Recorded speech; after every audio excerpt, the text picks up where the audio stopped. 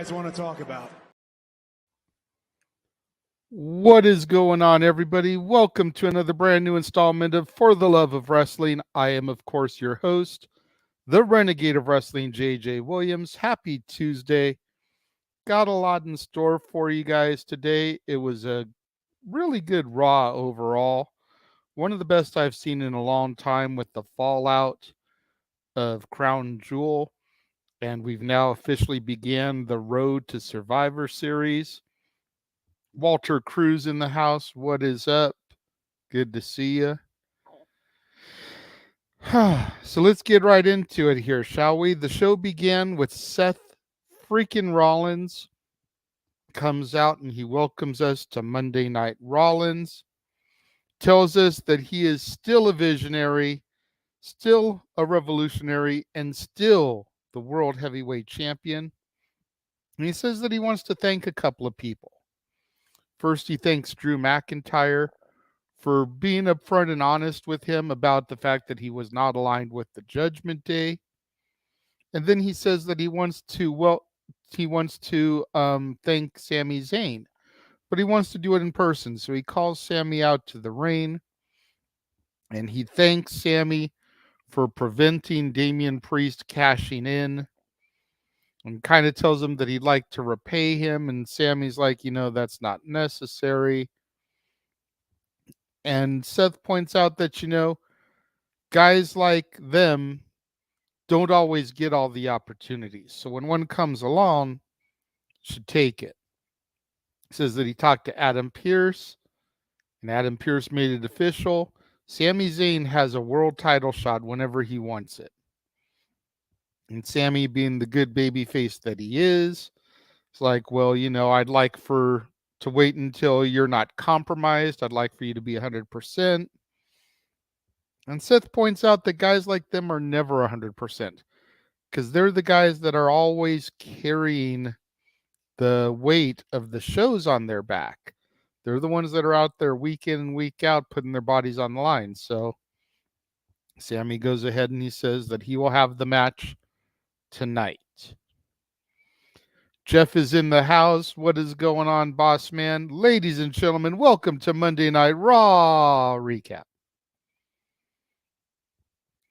From there, we went backstage and we saw the Judgment Day, and Dom is kind of gloating about their success over the weekend. You know how Logan Paul took the United States Championship from his deadbeat dad, and how Mommy dominated. Mommy's always on top. But Priest is frustrated. He comes in, he's frustrated because he had to go to Adam Pearce to get his briefcase back. And the guy that stole the briefcase from Sami Zayn is getting world title shots. But Priest and Balor say they're going to take their frustrations out on the New Day, who, of course, dressed up as Dom and Priest last week on the Halloween episode of Raw. Let's see what we got going on here. Walter says Sami and Rollins could headline a PLE.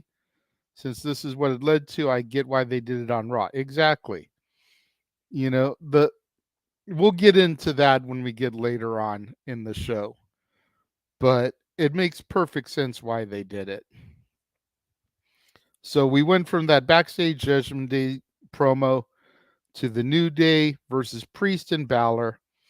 And for the majority of the, I'd say, first half, maybe even into the 2/3 range of the match, New Day were dominating the match with their speed and their agility. Kofi went for the trouble in Paradise, Priest countered, and the momentum balance back and forth just kept switching until Priest was able to get the South of Heaven, which led to Finn landing the coup de grace and them retaining the titles. We then had Jackie backstage, Jackie Redmond, trying to interview Drew McIntyre as he pulled up to the arena, gets out of his car, and she asks him, kind of what's next for Drew McIntyre. And he stops for a minute, gets back in his car, and he leaves. Interesting what they're doing here with Drew. He still hasn't officially turned heel yet, but I have a feeling it's going to come. The shoe is going to drop, so to speak, in the next couple of weeks. We then got Shinsuke Nakamura versus Akira Tozawa. And on the surface, this seems like a really stupid, like, waste of a match.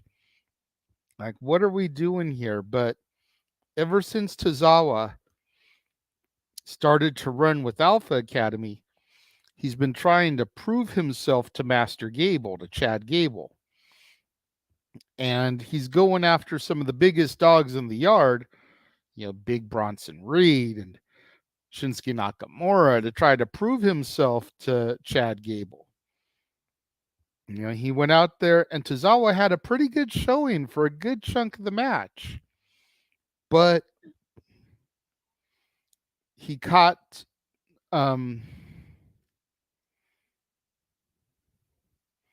okay. I had to catch my notes here because I forgot the wording I had here. My apologies. Tozawa dominated a good chunk of the match there, like I was saying, but when he went for a senton off of the top rope, he caught Shinsuke Nakamura's knees in his back, and that kind of switched the balance of the match. He was able to counter the Kinshasa the first time Nakamura tried to hit it, but not the second. Nakamura was able to connect with it, got the victory. Post-match, Otis got into the ring and kind of tried to step up to Nakamura. Nakamura wanted no part of it at that moment, though.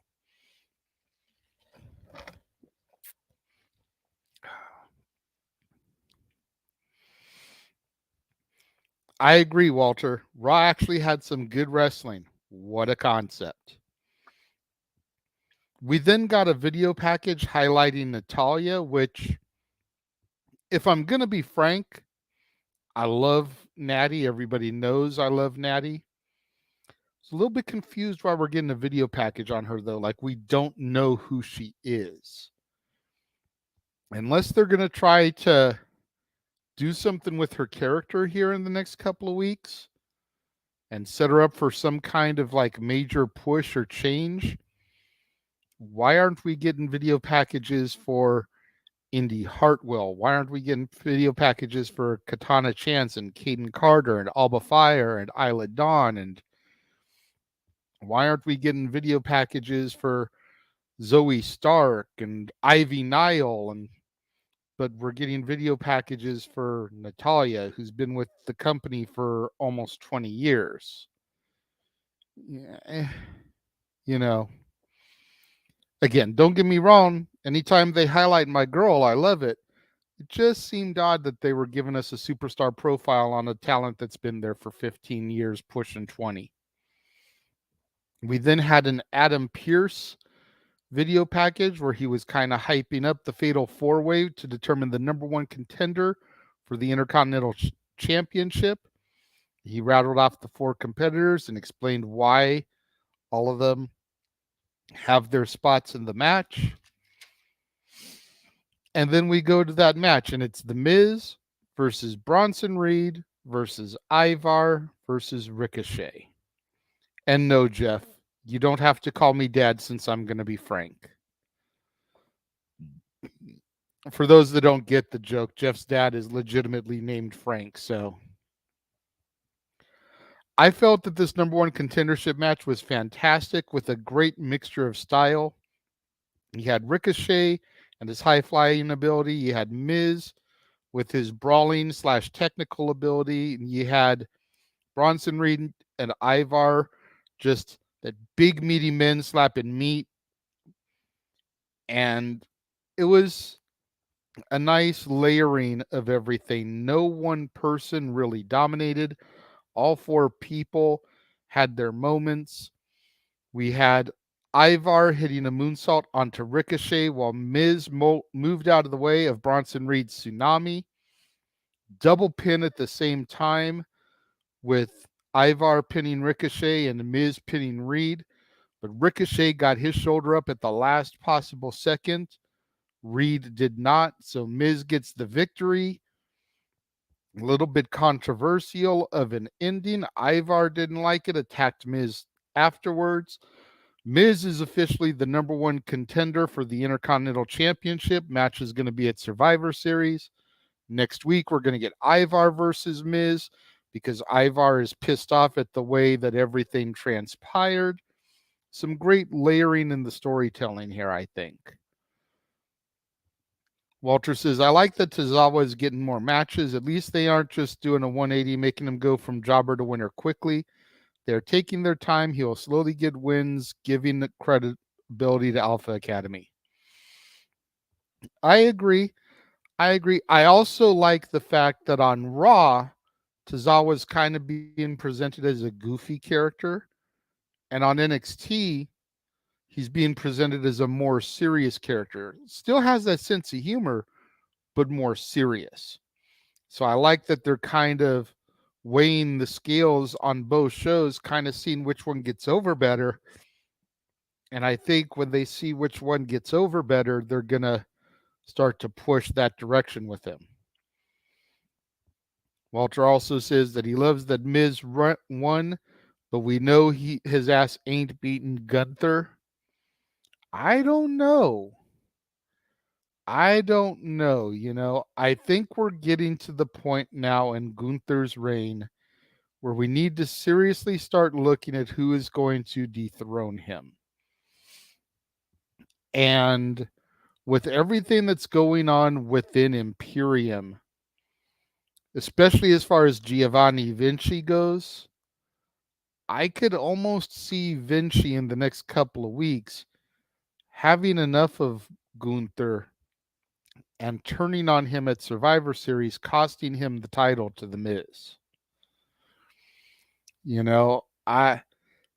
Vinci has been getting the brunt of the BS whenever him and Kaiser get defeated. I could definitely see him turning here soon and costing Gunther the title.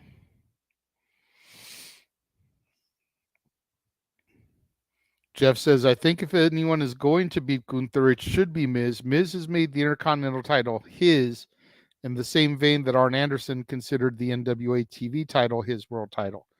Yeah, you figure Miz was the first person to bring the Intercontinental title back to prominence. Gunther is probably the best Intercontinental champion we've had since The Miz. So, and after hearing me and my thing, Walter says, you know what, though? Someone's got to do it, so screw it. Go Miz. I still think it should be Ilya Dragunov, but he's having an amazing run right now on My NXT as their world champion. He's the one who defeated Walter for the NXT UK title. And I believe, I could be wrong here because I wasn't watching, but I believe handed Walter his first loss. So I think that would be a great callback to have Dragunov be the one to dethrone him. But again, first Dragunov would have to lose the NXT championship, come up to the main roster. So after the Fatal 4-Way, oh wait, hold on. Here's one more. King Mike says they need to get Miz more wins again. He's been jobbing all year. That's true. You figure Survivor Series is the last PLE of the year for the main roster anyway, unless something gets added in December that we don't know about. So it's starting to get that push into Rumble and WrestleMania season. It's a good time to start turning the tables around for The Miz.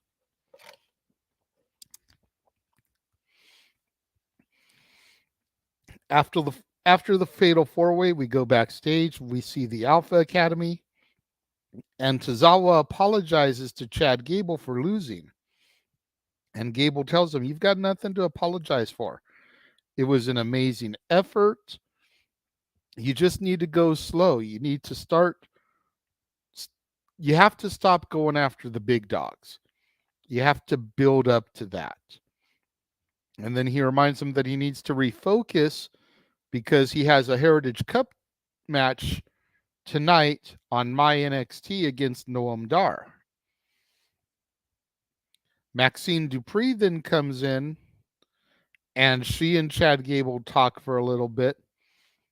And much like the advice he just gave to Tozawa, he tells Maxine to stick to the women in the battle royal that are more her size.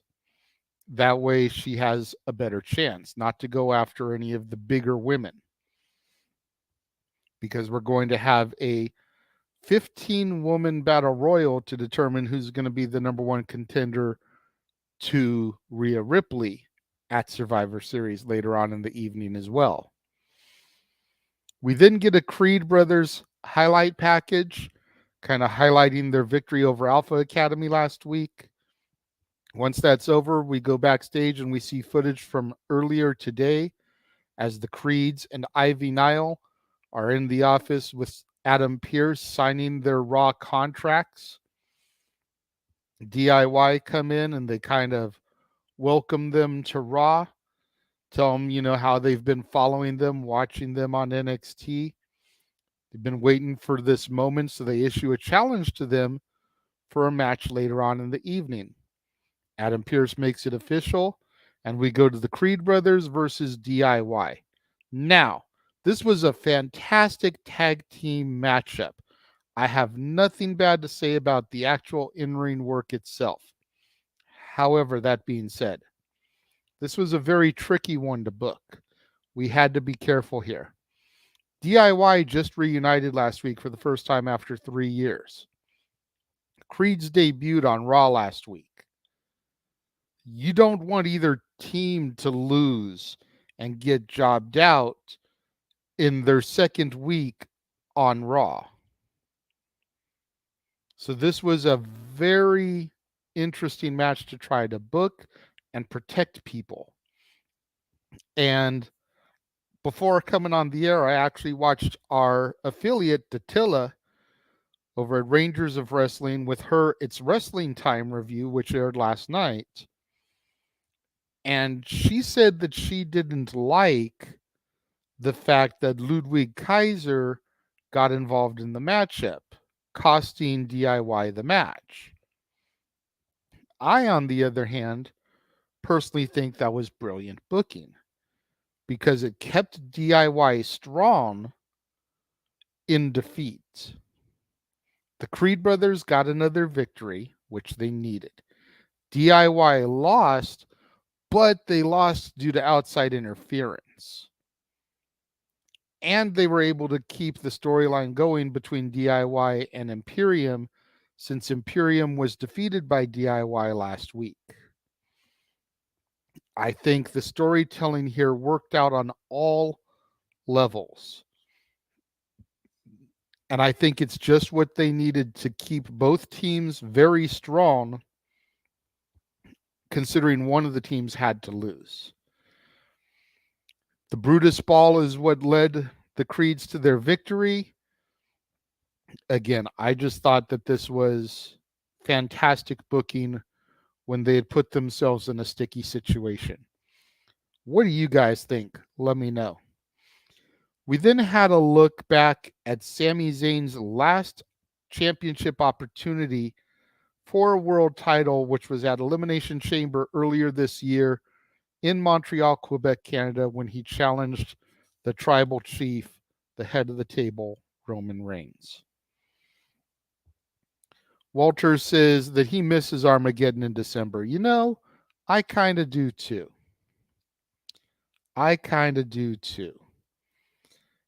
Jeff is going to hate me for bringing this up. But I really think that they need to resurrect the December to Dismember pay-per-view in name only and have that be the December pay-per-view each year. I saw somebody online earlier that said that War Games needs to not be at Survivor Series. It needs to be its own standalone. That Survivor Series needs to be about the traditional Survivor Series elimination matches and maybe a couple matches of Battle for Brand Supremacy, combining those two Survivor Series traditions into one show. If you made December to Dismember its own pay-per-view, War Games could be the main event of that. And then some of the other matches on the card could have a few more hardcore type of theme matches to them without being straight up ECW biting. We can have a street fight. We can have a fall.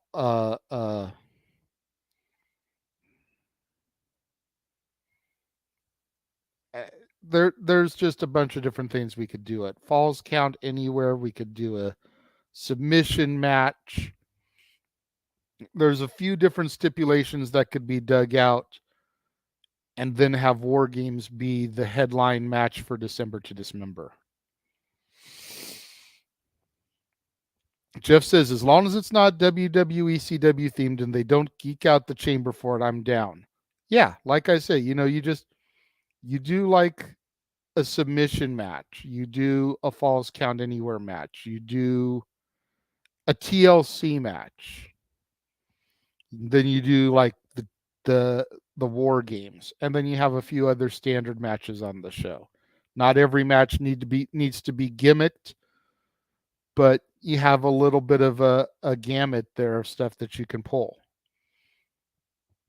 We then had Jey Uso come out, and he finds Sami Zayn backstage, and coming off the heels of that Elimination Chamber highlight package, Jey apologizes for how that match went down back in the day.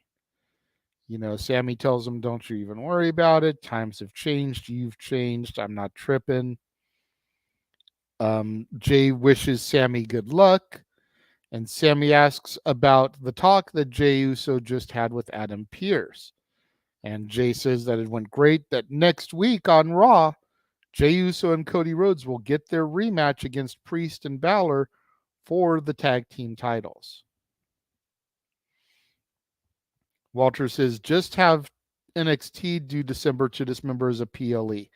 First of all, thank you for the super chat. Greatly appreciated, Walter.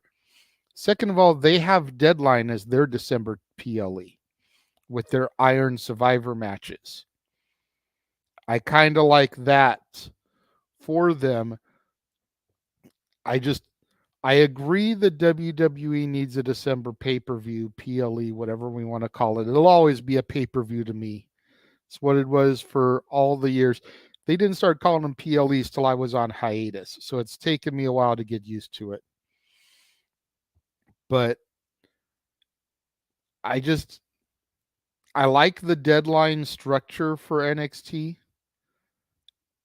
and I feel like having this for WWE would be a great way to close out the year, because even though WrestleMania is kind of the start of their calendar year, having that pay-per-view to kind of wrap up the legitimate year and having it be something major, something that's violent, and then we go into the Rumble, and then we go into the Chamber, and then we go into Mania. That's just my thought process of it. I agree NXT does a lot of themed specials. They actually do quite a bit of the old WCW stuff. But I would like to see, honestly, I'd like to see November to Remember come back, but that would conflict with Survivor Series.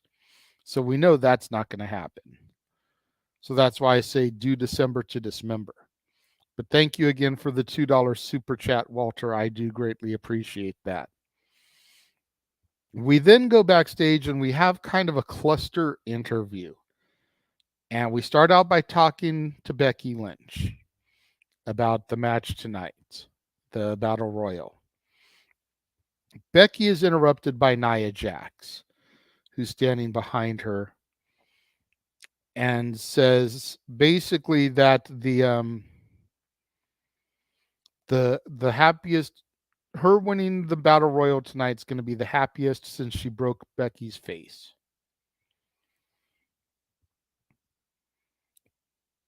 Becky then kind of retaliates, is like, well, yeah, but coming off the heels of that, I main evented WrestleMania while you got fired. We then kind of move a little bit in the backstage area and we get an interview with Chelsea Green and Piper Niven, kind of talking about the Battle Royal and the women's tag titles. And Zoe Stark and Shayna Baszler come into the thing. And Shayna and Zoe are talking about kind of how it's every woman for themselves. And Piper's like, it is every woman for themselves, kind of alluding to the fact that she may go after Chelsea in an attempt to get a shot at the women's title. It was a fun interview segment to watch, but there was a lot going on. I think it would have been better if it had broken up into different points of the show. We then go to our 15-woman battle royal, and it was Nia Jax, Kaden Carter, Katana Chance, Natalya, Chelsea Green, Piper Niven, Becky Lynch, Xia Li, Nikki Cross, Indy Hartwell, Maxine Dupree, Shayna Baszler, Zoe Stark, Tegan Knox, Ivy Nile, and Raquel Rodriguez. 16 women, excuse me. Now, Xia attacked Becky as she was coming to the ring, eliminating her from the match altogether. As a result, Pierce ejected Xia Li from the match, so neither one of them got to compete in the match. From there, Nikki Cross was the first person eliminated by Raquel and Nia. Piper was next by Tegan Knox and Maxine. Nia then eliminated Maxine Dupree. Ivy Nile eliminated Kaden Carter and then Katana Chance. Raquel eliminated Chelsea Green. Indy Hartwell was eliminated by Natalya, and then Natalya was eliminated by Ivy Nile. Tegan Knox was eliminated by Nia Jax. Raquel, Shayna, and Zoe all gain up to eliminate Nia, leaving the final four as Raquel, Shayna, Zoe, and Ivy Nile. Nia then eliminated Ivy.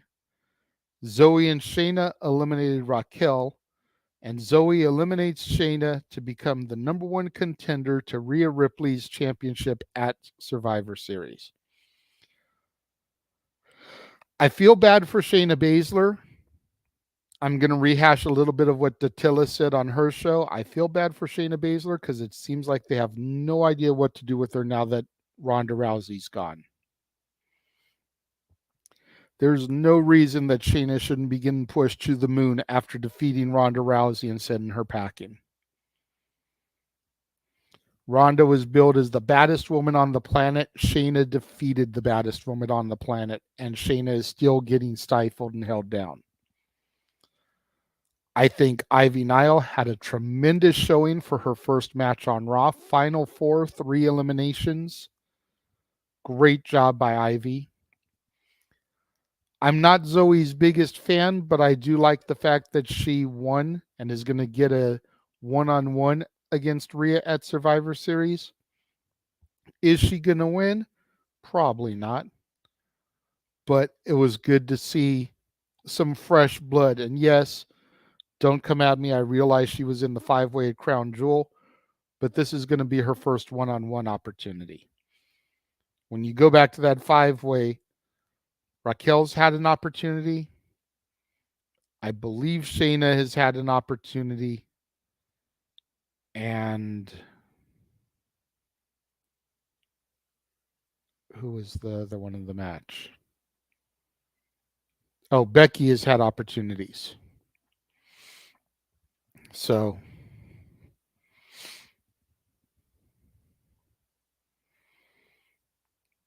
Jeff says, if Shayna wants to stay, then it's a moot point. But if she's going to be stifled, let her go and reunite with the horsewomen of MMA until she decides to go to AEW, TNA, whatever. Exactly. We've already got Marina Shafir and Ronda reuniting on the indie circuit. Let Shayna go. Let her join them. Walter says, I would have had the women do a one-night Queen of the Ring style tournament rather than a battle royal. The Rumble's around the corner, so we don't need battle royals. That's fair, but when you figure WWE programming, we've got 2 full months before we even get to the Rumble. I think we'll be okay. He goes on to say that would have really made the women earn it and made Rhea's title seem more important. I see what you're saying. I'm still kind of mad that they scrapped King of the Ring, Queen of the Ring from this year and, just did away with it. It was supposed to be back, but it was scheduled to be in Saudi. And I don't know if the prince over there liked that idea. Speaking of Saudi, we then had a tribute to the troops hype video. I don't recall if they announced which day Tribute to the Troops is going to air, but we did get a video kind of hyping the Tribute to the Troops shows that have been going around. I believe this will be its 20th year. I believe 2023 or 2003 was the first year that it happened. Jeff, maybe you can fact check me on that. But I believe 2003 was the first Tribute to the Troops. I don't think it was 02. Because I know Cena was a big deal at Tribute to the Troops the first year, and he hadn't made the full conversion yet. He was just starting to convert into the rap gimmick in 02. So I think 03. So this would be the 20th anniversary.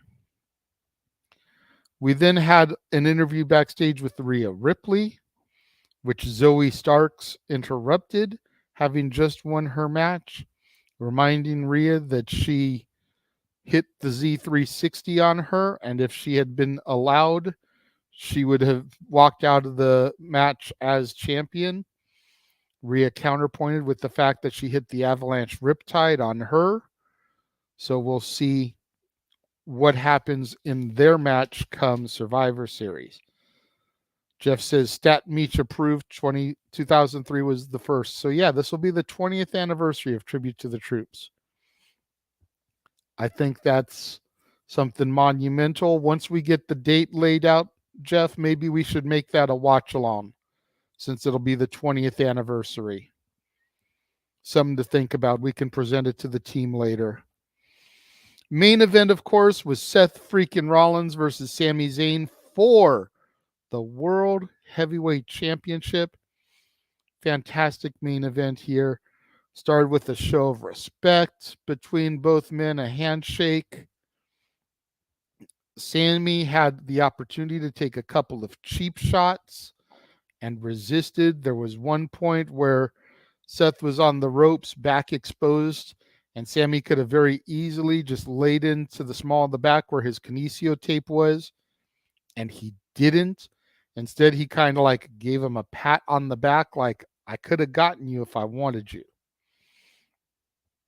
Seth was able to get the victory, but unfortunately, as great as the match was, the match ended up becoming secondary to the post-match shenanigans as the Judgment Day came out, first started attacking Sami, and when Seth came out there to help him, it splintered off, and we had, I want to say it was Priest and Balor on Seth, while Dom and McDonough were on Sami.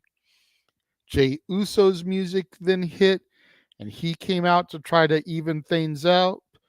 Got a little bit of offense before he got taken down. And Cody Rhodes' music hit, and he starts to come out to even things up, and there's a huge brawl. There's guys outside the ring, guys in the ring. It's just a huge Pier 6 brawl melee. Adam Pearce came out and said he's tired of this. He's tired of the fighting. He says, you guys want to play games? We'll play games. And it'll be you four, Damian Priest, Finn Balor, Dominic Mysterio, and JD McDonough versus you four, Seth Rollins, Sami Zayn, Jey Uso, and Cody Rhodes inside of War Games. Now, traditionally speaking, War Games has been a 5-on-5 scenario. The commercials that WWE has been running have been saying 5-on-5. So who could the fifth person for each squad be? The seemingly obvious choice for Team Judgment Day would be Drew McIntyre. But for Team Babyface, it's a few different options. All of them can be billed as surprises. And honestly, only one of the three surprises I think would be a letdown. The one that I think could potentially be a letdown if billed as a surprise is a returning Brock Lesnar. You think about how Cody and Brock had their war earlier this year, and Brock's final appearance, he endorsed Cody, raising his arm. Then you factor in the fact they're in Chicago, and Punk could be the fifth person. That would be the over-the-top, holy shit, babyface reaction, huge pop of the night. The one that's kind of in the middle that I think would still get an amazing response and not be a letdown like Brock would is the return of Randy Orton. Randy Orton for a while was Mr. Survivor Series. He was the sole survivor for like 3 or 4 years in a row. Then you factor in the legacy of him and Cody Rhodes. You factor in the fact that Jey Uso, having been a member of the Bloodline, is a legacy performer.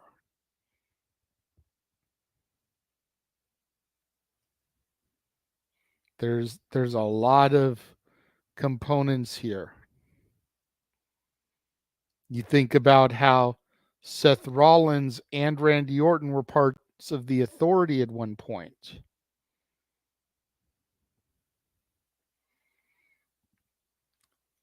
I just say those are the three biggest names that I think that would pop the Survivor Series crowd. Punk, Orton, Lesnar. And all three are realistic, I think. I know a lot of people still say that Punk's a long shot. I don't think it's as long of a shot as people want to think it is. Who do you guys think is going to be the other men for the teams, or is it just going to be left 4-on-4? Let me know your thoughts in the comment boxes. I'm going to take a moment to just run a couple of really quick trailers and show you guys what is coming up across the multiverse as far as watch-alongs and open mic night specials are concerned. Less than a minute and a half, and we'll come back, wrap things up. I'll answer any other questions or super chats that get thrown into the comments section while I run those couple of trailers, and we'll be right back.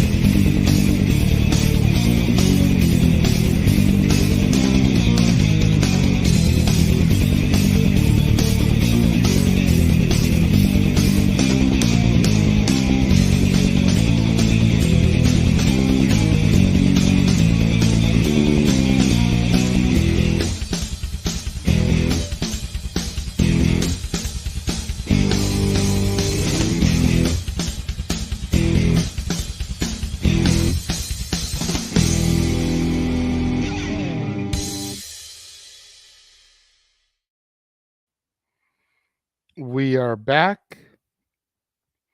Walter says Punk for Team Face, although it might be left 4-on-4. And even though the brand split doesn't mean much, KO could be the 5th as well. That's fair, but I don't know. I think that KO is going to have things going down with Austin Theory and Grayson Waller based off of what we're seeing over on SmackDown right now. But not a bad shout. Anybody else have any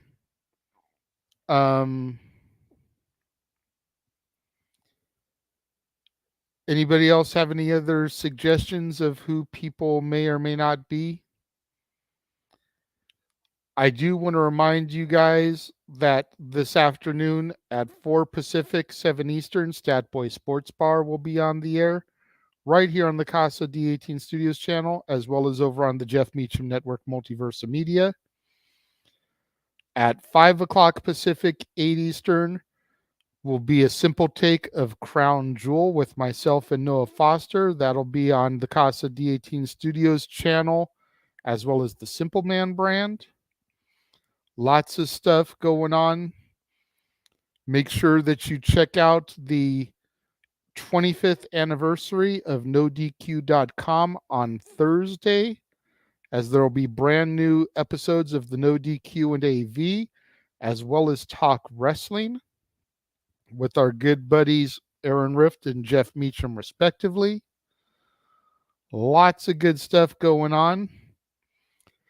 If that is it, then I will let you guys go for now.